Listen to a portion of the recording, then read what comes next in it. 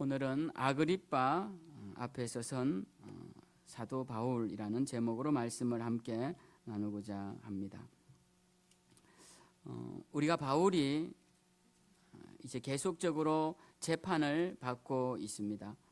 바울이 정식 재판은 아니지만 그의 생명의 어떤 위급함을 다투는 그런 중요한 재판이 지금 5번째 성경에서 반복되고 있습니다. 사도행전 21장에서 예루살렘으로 올라간 바울이 유대인들에게 붙잡혀서 사도행전 22장에 처음으로 바울이 자신의 신앙을 변론하고 자기의 무죄를 변호하면서 복음을 전가하는 일이 처음 시작합니다. 그러다가 23장에 가서 사내들인 공의원들 앞에서 또다시 바울이 전한 복음이 왜 무죄한지, 이것이 왜 죽을 죄가 아닌지를 또 변호하게 되죠. 그리고 세 번째는 24장에 가서 벨릭스 총독 앞에서 또다시 바울이 자신의 무죄함과 복음의 건전성에 대해서 설교와 변호를 합니다. 그러다가 네 번째, 다시 2년 후에 베스도 총독 앞에서 25장에서 다시 바울이 복음과 그의 무죄함을 또 변호합니다. 그러다가 오늘 5번째 26장에서 드디어 아그리빠 왕에서 또 복음의 진정성과 그리고 자신의 무죄함을 변론하는 내용이 나옵니다. 그래서 이 21장부터 26장까지는 대부분의 내용이 재판하는 내용이 그 내용이다라고 할 수 있습니다. 이 재판을 보는 사람들도 힘들고 당하는 사람들도 힘들지만 이게 참 지루하기 그지없습니다. 우리가 이렇게 읽다 보니까 이 뒷부분으로 갈수록 이게 무슨 말씀을 우리가 여기서 찾아야 되나 할 만큼 비슷한 내용들이 계속 반복되고 있는 것을 보게 됩니다. 그런데도 불구하고 우리가 오늘 이 본문을 통해 찾아야 할 중요한 메시지가 있습니다. 그것은 오늘 바울이 5번째 선 아그리빠 앞에서 그가 무엇을 했느냐라는 것입니다. 그는 5번째 재판관 앞에 섰습니다. 그가 5번으로 끝나지 않을 것입니다. 그는 아그리빠가 가고 나면 또다시 누군가에게 서야 할 것이고 그가 원하는 대로 로마 황제 앞에까지 그는 서야 할지도 모릅니다. 바울의 일생은 재판대 앞에 서는 겁니다. 인생 후반기는 대부분 재판받으면서 시간이 지나갑니다. 우리는 생각할 때 야, 바울의 인생 너무나 불행하구나. 그렇지 않겠습니까? 재판을 받으며 인생을 마감한다는 것은 참으로 불행한 것이죠. 내가 죄가 없는데도 나의 무죄함을 재판정에 가서 그것을 설득해야 된다는 것, 참으로 생각하면 속이 분통 터지는 일입니다. 그래서 재판하다가 사람들이 그 스트레스로 많이 병을 얻게 되는 것을 보게 됩니다. 바울은 지금 재판의 연속입니다. 끝나지 않는 재판의 연속입니다. 그는 이제 아그리빠 분봉왕 앞에까지 섰습니다. 그럼에도 불구하고 그는 당당하게 주의 말씀을 전하고 복음을 전하는 것을 보게 됩니다. 바울이 이렇게 담대할 수 있었던 이유가 무엇일까요? 그가 만나는 사람들을 보지 않았기 때문에 그렇습니다. 그가 서 있는 그 자리에 재판관들을 보지 않았기 때문에 그렇습니다. 그는 누구를 바라보느냐? 그 재판관 너머에 있는 그가 궁극적으로 만나야 할 유일한 분, 그 예수 그리스도를 바라보고 있었기 때문에 그는 사람들을 만남으로써 그 사람이 얼마나 대단하거나 얼마나 권력을 가지고 내 목숨을 좌지우지할 수 있을지라도 바울은 두려워하지 않고 설 수 있었다라는 것입니다. 그래서 저는 오늘 이 본문을 통하여서 우리 그리스도인 된 우리 모두가 우리가 종국적으로 만나야 할 분, 종국적으로 만나야 할 유일한 한 분, 그 예수 그리스도를 우리가 기억해야 된다라는 말씀을 드리고자 합니다. 여러분, 세상에 많은 사람들이 있지만 세상에 힘있고 능력 있는 사람들이 여러분의 삶을 지켜주지 않습니다. 힘없고 연약하다고 무시할 필요도 없습니다. 그러나 힘있다고 우리가 주눅들 필요도 없습니다. 우리는 사람 앞에 서는 자들이 아니라 결국은 하나님 앞에 설 자들이기 때문에 우리가 종국적으로 만날 그 하나님을 바라보고 나아가야 한다는 것입니다. 많은 그리스도인들, 세상 사람들은 사람 만나는 일을 굉장히 중요합니다. 그래서 아주 힘이 있고 능력이 있고 도움이 될 만한 사람들에게는 아주 예를 갖추어서 만나고, 그렇지 않은 사람에게는 함부로, 말도 함부로 하고 약속도 어기고 그렇게 소홀하게 대하는 모습을 보게 됩니다. 그러나 여러분, 그러한 것들이 소용없는 일입니다. 그러한 것들은 우리 인생에서 중요하지 않습니다. 제가 이런 사람의 만남을 이야기할 때 떠오르는 사건 중에 하나가, 제가 예전에 이명박 대통령 시절에 이명박 대통령을 만날 기회가 있었습니다. 그분이 현직에 계실 때 이쪽에 자전거 도로를 만든다고 시찰을 하러 오셨는데, 그때 제가 무슨 이유로 뽑혔는지 모르겠지만 아마 제비뽑기로 뽑힌 것 같아요. 그래서 제가 목회자 대표로 대통령을 만날 기회가 있었습니다. 제가 대통령을 만나자 벌써 상황이 달라지더라고요. 여기 그때 당시 김성교 지금 국회의원분이 군수셨는데 저를 찾아왔어요. 찾아와서는 브리핑할 종이를 이렇게 가지고 와서는 저에게 설명을 막 합니다. 양수리의 길이 너무 협소해서 교통체증이 심한데 이걸 한 장으로 요약해서 대통령 옆에서 딱 몇 줄로 이야기할 수 있는 문구를 가지고 와서 저한테 그렇게 이야기를 해달라는 거예요. 그래서 자신은 없지만 기회가 되면 하겠다고 제가 그렇게 말을 하고 받았습니다. 근데 대통령을 만나려면 여러분 보면 뭐 B, C, A 이렇게 해서 거기 거리가 B는 여기까지 가고 뭐 A는 여기까지 가고 그러는데 대통령 몸에 옆에 붙을 수 있으면 S가 붙나 봐요. 그래서 그 표딱지를 받고는 이제 대통령 옆에 서서 같이 사진도 찍고 밥도 먹는데 언제 이 이야기를 하지 하고 아무리 기회를 봐도 이 김군수님 부탁한 이야기를 할 기회가 안 오는 거예요. 그래서 결국은 임무를 완수하지 못하고 돌아왔습니다. 참 그때 저는 뭐 대통령을 만난다고 뭐 가슴이 설레거나 그러지는 않았지만 그래도 우리나라에서 가장 귀한 분 아닙니까? 그래서 만나는데 굉장히 조심스럽고 또 그 과정도 굉장히 엄격했던 것을 보게 됩니다. 여러분, 우리가 사람을 만나는 일에 있어서 그 사람의 존귀함과 또 그렇지 않음에 따라서 차별을 두고 만나지만 사람을 만나는 일은 그렇게 중요하지 않습니다. 대통령을 만나든 그보다 더 높은 사람을 만나도 그 사람을 만나는 일은 중요하지 않습니다. 우리가 중요한 것은 사람이 아니라 우리가 종국적으로 만나야 할 분이 있다는 것이고 그분을 만날 준비를 하며 살아가는 것이 그리스도인이다라는 것입니다. 제가 이게 적절한 예는 아니겠지만 저는 연애를 멀리 떨어져 있어서 했습니다. 섬에 있는 아내와 지금 아내죠. 연애를 하는데 이제 배가 가서 몇 달에 한 번씩 만나게 되는데 방학 때 그때를 기다리게 되는 것이죠. 그때를 기다리면서 준비를 하는 겁니다. 사랑하는 사람을 만날.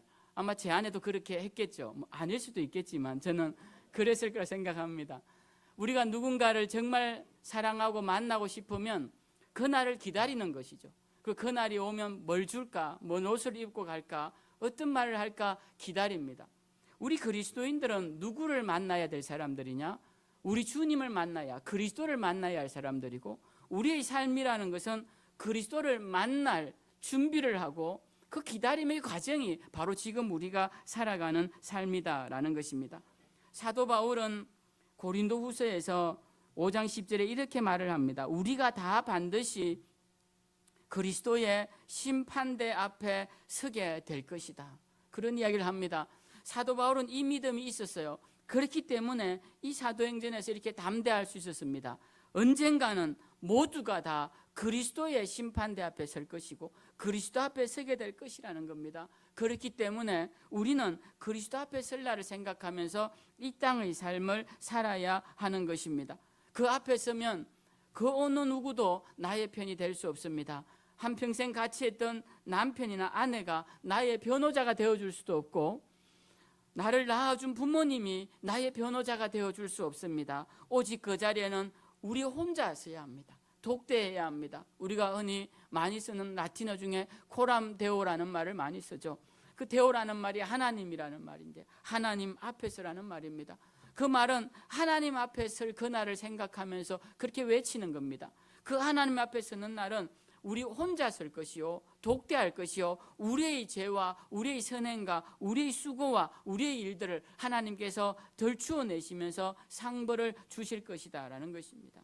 그렇기 때문에 우리는 그날을 생각해야 합니다. 우리가 그날이 오면 그 누구와도 함께 할 수 없기 때문에 지금부터 우리는 사람에 의존하지 말고 무리에 의존하지 말고 집단에 의존하지 말고 우리가 개인적으로 하나님과 1대1의 관계를 맺는 일에 있어서 우리는 늘 연습하고 훈련하며 그렇게 영적인 관계를 맺어 나가야 할 것입니다.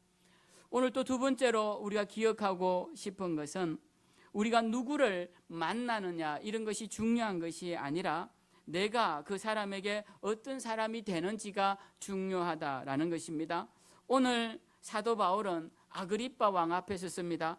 사도 바울이 만나는 사람은 베스도요, 벨릭소요, 아그리빠요, 우리가 이름도 기억할 필요 없는 천부장 루시아요, 수많은 사람들이 있지만 그들이 만나는 바울은 늘 동일했습니다. 어떤 사람이었느냐? 예수 그리스도를 전하는 자였다라는 것입니다.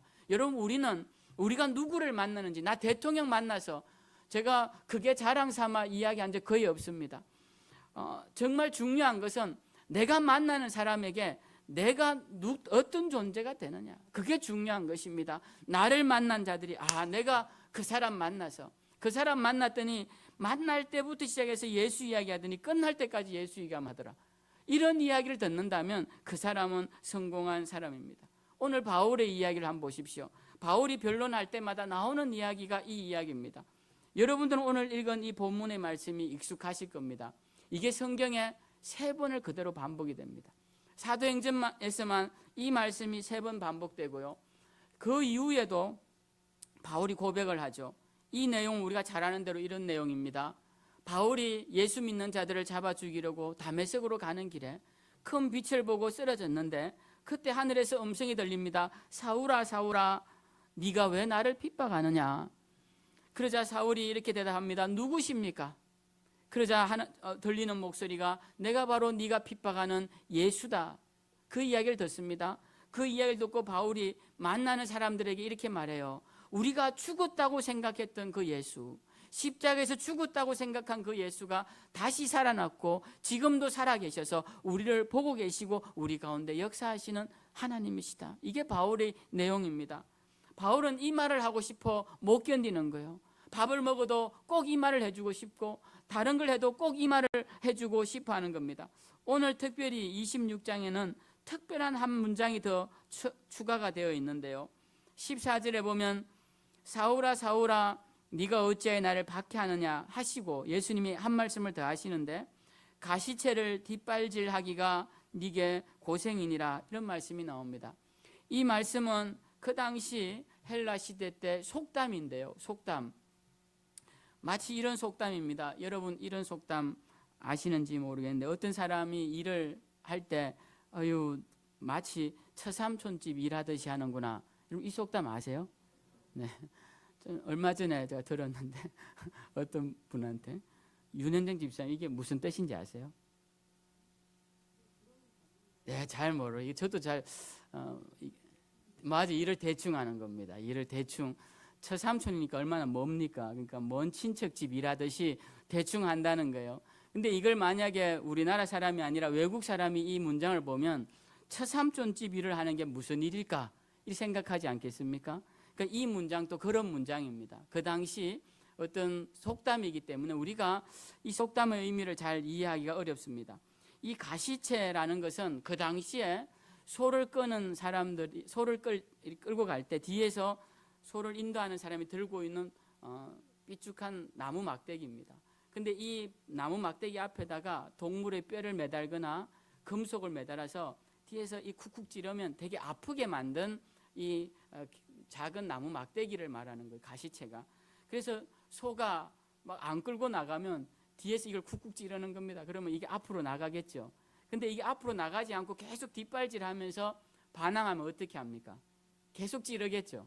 계속 찌르는 겁니다. 그러니까 이 바울이 지금 사울이 주를 위해 일한다고 열심을 내는데 뭐 하는 일이냐면 주인이 가라는 대로 가지 않고 계속 뒷발질만 하고 있는 거예요. 그래서 주인이 계속 가시채를 찌르는 겁니다. 그래서 바울 보고 네가 왜 계속 가시채를 맞을 정도로 뒷발질만 하느냐 이렇게 주님이 책망하시는 거예요. 네가 하는 일이라는 것이 정말 내가 기뻐하는 일이 아니라는 겁니다. 하나님을 위한 일이 아니라는 겁니다. 그것은 가시채만 맞을 불필요한 일이다라는 것입니다. 근데 오늘 사울이 이 말씀을 듣고 변화된 뒤로부터 그는 이제 가시채에 찔리지 않으려고 더 열심히 복음을 전하게 됩니다. 그는 만나는 사람들에게, 그리고 재판에 갈 때마다 그가 만난 예수 그리스도를 전하고, 그리고 그로 통하여서 그의 정체성이 드러납니다. 오늘 이 바울의 이야기를 듣고 24절에 보면 베스도가 이렇게 말합니다. 바울의 변명을 듣고 베스도가 크게 소리내어 이르되 바울아 네가 미쳤도다.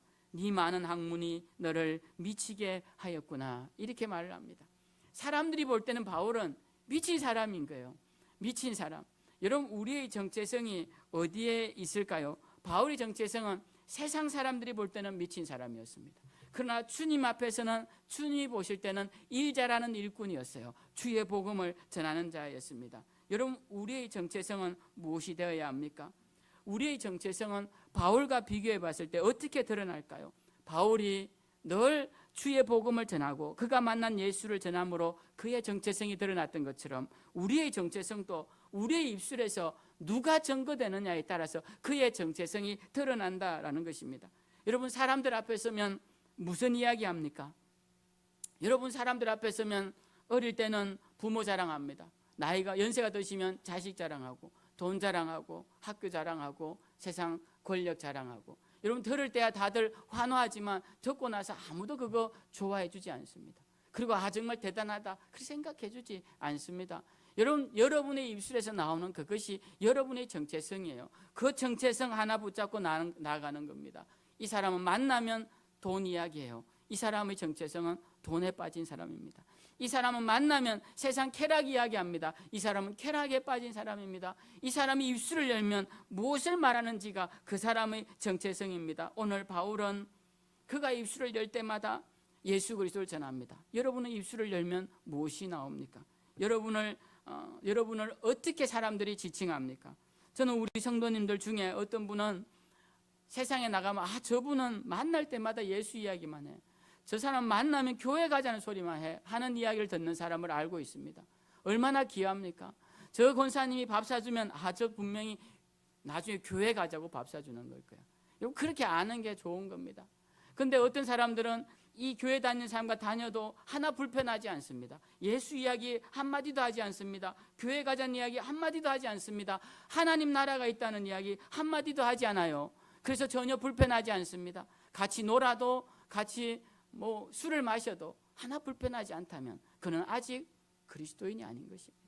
그리스도인이라는 것은 입술을 열면 그리스도가 나올 때 그런 사람들을 그리스도인이라고 하는 겁니다. 저는 우리 교회 성도님들이 다 그리스도인이라고 생각하지 않습니다. 그리고 그런 교회를 지향하지도 않습니다. 우리 교회는 항상 비그리스도인들이 와서 그리스도인들이 되어가는 곳입니다. 이곳에 와서 믿음이 없다면 믿음이 자라가면 되고, 믿음이 연약하다면 성숙해 가면 되는 것이고, 주님을 만나지 못하고 강제로 끌려왔다면 여기서 만나면 되는 것이에요. 중요한 것은 우리가 그리스도인 되어 가야 한다라는 것입니다. 그래서 우리의 입술에서 입술을 열면 주님이 나와야 됩니다. 천국이 나오고 돌아가야 할 본향이 나오는 것, 그것이 우리의 정체성이 되어야 한다라는 것입니다. 저는 마지막으로 오늘 이 아그리빠를 한번 살펴보며 말씀을 마치고자 합니다. 여러분, 이 아그리빠는 어떤 사람입니까? 이 사람은 아그리빠 2세인데요. 아그리빠 2세는 예수님 탄생 때 예수님 메시아가 났다는 소리를 듣고 그때 당시에 영아를 다 살해한 그 영아 살해의 주범이 헤롯인데요. 그 헤롯의 증손자가 이 아그리빠 2세입니다. 증손자. 그러니까 분봉왕의 왕족이죠. 그는 갈릴리와 베레아 지방의 분봉왕이었고요. 분봉왕이라는 것은 로마에서 임명한 작은 소왕국의 왕이라는 겁니다. 로마 통치도 받지만 또 자체적으로 통치할 작은 왕을 세운 것입니다. 그런데 이 분봉왕 아그리빠 2세는 어릴 때 로마 황실에서 교육을 받았고, 그래서 그곳에 인맥이 많았습니다. 그는 그 능력으로 이 유대의 직접 통치자가 아님에도 불구하고 예루살렘 성전을 관리하고 대제사장을 임명하고 파면할 권한을 갖고 있었습니다. 그러니까 유대인에게는 이 아그리빠가 굉장히 중요한 인물이었습니다. 이 아그리빠는 나중에 이 이스라엘이 AD 70년경에 완전히 멸망합니다. 로마 군인이 와서, 그때도 이 아그리빠는 살아남아서 그 이후에 이스라엘을 통치하는 왕이 됩니다. 그러니까 이의 정치적 역량이라는 것은 대단했던 사람이죠. 이 아그리빠가 바울 앞에서 그 바울의 이야기를 들으면서 자세히 듣습니다. 그의 지식으로는 그 이야기를 들었을 때 분명히 깨달을 수 있었습니다. 왜냐하면 오늘 3절에 보면, 26장 3절에 보면 바울이 아그리빠를 향해서 이렇게 말합니다. 당신은 유대인의 모든 풍속과 문제를 아십니다. 그러니까 아그리빠는 유대인이에요. 물론 에돔 혈통으로 이어받아서 에돔의 피가 섞여 있지만 그는 유대인이었습니다. 그렇기 때문에 유대인의 전성도 잘 알고 유대인의 성경도 잘 알고 있었던 사람이에요. 그 잘 통치를 하고 있었고, 그렇기 때문에 바울이 당신이 이런 문제를 잘 알고 있기 때문에 제가 만난 예수 그리스도를 자세히 설명드리겠습니다 라고 설명을 해준 겁니다. 근데 아그리빠 입장에서는 충분히 깨달을 수 있었음에도 불구하고 그는 유대교의 편견과 주변 사람들의 시선과 자신의 세상적 위치 때문에 이 사실을 거부합니다. 여러분, 오늘날도 이 아그리빠와 같은 사람들이 굉장히 많습니다. 우리가 주님 앞에서 온 마음을 다하여서 열정을 다해서 헌신해야 함에도 불구하고 나에게 얽힌 것이 많고 내가 세상적인 위신이 있고 체면이 있고 내가 지금까지 이룩해 놓은 것들이 있는데 내가 볼성사납게 어떻게 그렇게 할 수 있어? 그렇게 체면 칠해 정도로 신앙생활하는 사람들이 너무나 많다라는 것입니다. 이런 사람들은 아그리빠와 같은 사람입니다.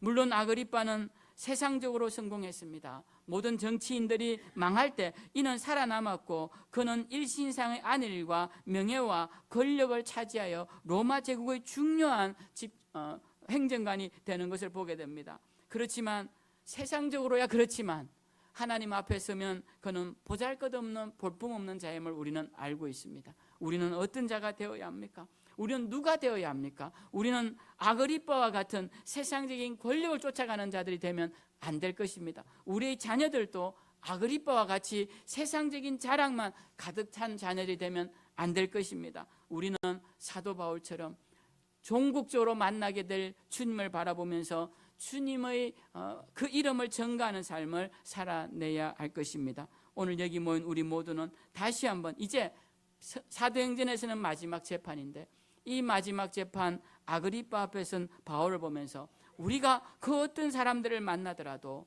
주님을 전하는 삶을 살아야 되겠다. 이것이 내 사명이고 이것이 내 삶의 가치다라는 거 기억하시고 다시 만날 주님을 바라보며 오늘도 주님 주신 사명 잘 감당하며 하나님께 영광 돌리며 살아가시는 저와 여러분들 다 되시기를 주님의 이름으로 축원드립니다.